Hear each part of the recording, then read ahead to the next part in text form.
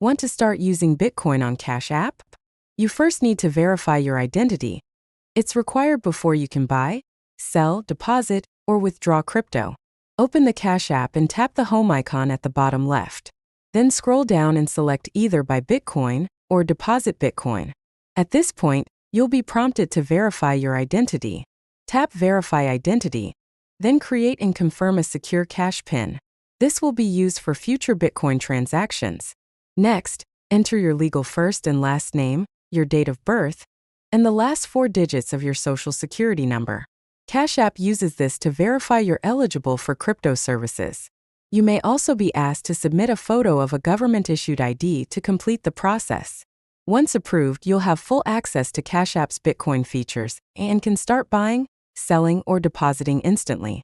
If this helped, hit like, share your crypto journey in the comments, and subscribe for more Cash App guides.